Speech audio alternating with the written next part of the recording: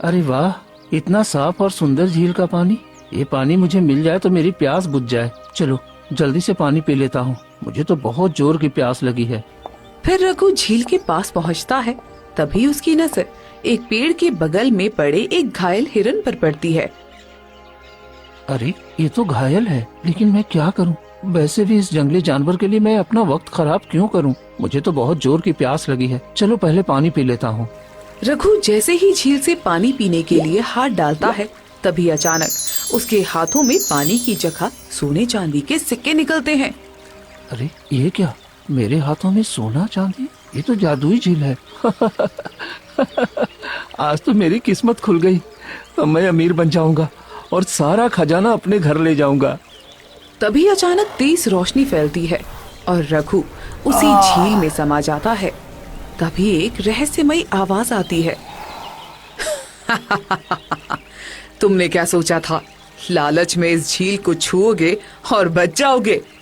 अरे आनंद, बहुत वक्त हो गया है, चलो थोड़ा आराम कर लेते हैं, फिर आगे बढ़ेंगे। नहीं रामलाल चाचा, हमने अभी बहुत कम सफर किया है। त्रिकुट पहाड़ पर पहुंचने में कम से कम 3 दिन लगेंगे। हमें जल्दी चलना होगा। मुझे किसी भी तरह आनंद को रास्ते से हटाना होगा। अगर ये मुझसे पहले पहुंच गया तो फिर गांव वाले मेरी इज्जत नहीं करेंगे। मुझे कुछ न कुछ तो करना ही होगा। रामलाल वही बैठ जाता है। आनंद, अब मुझसे चला नहीं जाता, थोड़ी देर रुक जाते हैं। अरे थोड़ा आगे चल लेते हैं, फिर आराम करेंगे। आगे शायद कहीं पानी मिल जाए, बहुत प्यास भी लगी है। अच्छा ठीक है, चलो चलते हैं। दोनों आगे बढ़ते हैं। थोड़ी दूर जाने के बाद उन्हें एक बहुत बड़ा झील दिखाई देता है, जिसमें साफ और चमकता हुआ पानी होता है। अरे आनंद, देखो कितना बड़ा झील है और कितना साफ पानी है। क्यों न हम यही पानी गांव में ले जाएं? मुझे नहीं लगता कि हमें और दूर जाना चाहिए। नहीं, ये सही नहीं है। हमारे गांव के पास जंगल में कोई झील नहीं है, फिर ये अचानक यहाँ कैसे आ सकता है? छोड़ो ये सब, सबसे पहले पानी पी लेते हैं, फिर सोचेंगे। तुम जाओ, मैं यही इंतजार करता हूँ तुम्हारा। फिर रामलाल झील के पास जाता है और वहाँ उसे एक घायल हिरन दिखाई देता है। अरे यहाँ तो एक घायल हिरण है, लेकिन मुझे क्या, मुझे तो पानी पीना है। रामलाल जैसे ही झील में हाथ डालता है, उसके हाथ में सोने चांदी आ जाते हैं। अरे ये तो सच में धनी बनने का मौका है। अब मुझे गाँव वालों की क्या परवाह, मैं सारा खजाना लेकर लौट जाऊंगा और आराम की जिंदगी जीऊंगा और इस आनंद को यहीं मार कर फेंक दूंगा और गांव वाले समझ भी नहीं पाएंगे। मैं गांव वालों को झूठ बोल दूंगा कि आनंद लालच में सोने चांदी के चक्कर में पहाड़ से गिरकर मर गया। हाँ, यही सही रहेगा। रामलाल लालच में आकर झील से खजाना निकालने लगता है। तभी अचानक तेज रोशनी फैलती है और रामलाल झील के अंदर समा जाता है। वहीं दूसरी तरफ आनंद अकेला इंतजार करता रहता है। इतनी देर हो गई, रामलाल चाचा अभी तक क्यों नहीं आए? मुझे जाकर देखना चाहिए। आनंद झील की ओर बढ़ता है। वहाँ पहुंचकर देखता है कि वहाँ कोई नहीं है। ये क्या, अभी तो रामलाल चाचा यहीं आए थे, फिर वो गए कहाँ? कहीं झील में तो नहीं गिर गए? आनंद आगे बढ़ता है कि तभी उसे वही घायल हिरन दिखाई देता है। हे राम, इस बेचारे बेजुबान के सिर से कितना खून निकल रहा है। मुझे इसकी मदद करनी चाहिए। आनंद जैसे ही हिरन को उठाने लगता है, तभी वो बोल पड़ता है। तुम पहले व्यक्ति हो जिसने इस झील के पानी की जगह मुझे चुना है। अरे ये क्या, तुम बोल सकते हो? हाँ, क्योंकि ये कोई साधारण झील नहीं है। ये एक माया जाल है जो तुम्हें त्रिकुट पहाड़ जाने से रोकने के लिए बनाया गया है। पर मैं कुछ समझ नहीं पा रहा हूँ। आखिर तुम कहना क्या चाहते हो? साफ साफ बताओ। त्रिकुट पहाड़ का पानी बहुत पवित्र और जादुई है। ये गलत हाथों में न जाए, इसलिए ये माया बनाई गई है। ये शक्तियाँ तुम्हारी परीक्षा लेंगी। तुमने पहली परीक्षा पास कर ली है, आगे और भी कठिन परीक्षाएं आएंगी। अगर तुम उन पर खरे उतरे तभी मंजिल तक पहुँच पाओगे। तुम्हारा बहुत बहुत धन्यवाद दोस्त, तुम्हारी वजह से मेरी जान बच गई। अब मैं आगे बढ़ता हूँ। मेरे गांव वाले प्यास से तड़प रहे हैं और मुझे हर हाल में पानी लेकर जाना है। फिर आनंद आगे बढ़ जाता है। चारों तरफ सन्नाटा और हल्की हल्की हवा चल रही होती है।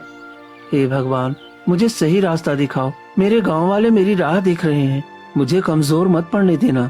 अचानक जमीन हिलने लगती है और आनंद घबरा जाता है। ये क्या हो रहा है? यहाँ सब कुछ हिल कैसे रहा है? जमीन के अंदर से तेज रोशनी निकलती है और आनंद के सामने सोने चांदी और हीरो से भरा विशाल खजाना प्रकट हो जाता है। अरे बाप रे, इतना सारा धन! हाँ, इतना सारा धन तो मैंने सपने में भी नहीं देखा था। तभी हवा में एक रहस्यमयी आवाज गूंजती है। आनंद, ये सारा खजाना तुम्हारा हो सकता है, बस एक शर्त पर। क्या है शर्त आपका? यदि तुम ये धन अपनाओगे तो त्रिकुट पहाड़ जाने की जरूरत नहीं पड़ेगी। इस धन से तुम राजा जैसी जिंदगी जी सकते हो।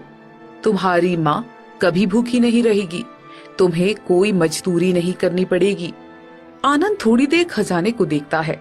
उसकी आंखों में चमक और लालच दोनों झलकते हैं। अगर ये धन मिल जाए तो माँ को कभी दुख नहीं होगा, मैं भी आराम की जिंदगी जी सकूंगा। आनंद धीरे धीरे खजाने की ओर बढ़ता है और एक सोने का सिक्का उठाता है। बस एक सिक्का ही ले लूं, इससे किसी का नुकसान भी नहीं होगा। तभी उसे अपनी माँ गोमती की आवाज सुनाई देती है। बेटा, ईमानदारी से कमाई हुई थोड़ी सी दौलत ही सच्चा सुख देती है। गलत रास्ते का धन कभी चैन नहीं देता। माँ, आपकी आवाज यहाँ कैसे? ये क्या हो रहा है? तभी गांव वालों की आवाज सुनाई देती है। आनंद, आनंद, हमें बचा लो, हम प्यास से मर जाएंगे। आनंद, हम सब तुम्हारे भरोसे हैं। तभी आनंद की आंखों में आंसू आ जाते हैं। वो सिक्का वापस खजाने पर रख देता है। नहीं नहीं, मैं ये धन नहीं लूंगा। अगर मुझे अमीर बनना है तो अपने गांव वालों को बचा कर बनूंगा। माँ की इज्जत और गांव वालों की जिंदगी इस धन से कहीं ज्यादा कीमती है। तभी तेज हवा चलने लगती है। खजाना धीरे धीरे गायब होने लगता है। शाबाश आनंद, तुमने लालच की परीक्षा पास कर ली। तुम्हारा दिल साफ है। अब आगे की राह तुम्हारे लिए खुल गई है। आनंद के सामने एक नया चमकता हुआ और उसके सामने रास्ता बन जाता है। अब चाहे कितनी भी मुश्किल आए, मैं पीछे नहीं हटूंगा। आनंद आगे बढ़ जाता है और थोड़ी देर बाद उसे बहुत जोर से प्यास लग जाती है। ए भगवान, अब तो मुझे बहुत जोर की प्यास लग गई है, पर मुझे रुकना नहीं है। मुझे किसी भी हालत में त्रिकुट पहाड़ पर पहुंचना ही है। अगर मुझे इतनी प्यास लग रही है तो मेरे गांव वालों की क्या हालत हो गई होगी। मुझे चलते ही रहना होगा। फिर आनंद जैसे तैसे आगे बढ़ता है और त्रिकुट पहाड़ पर पहुंच जाता है।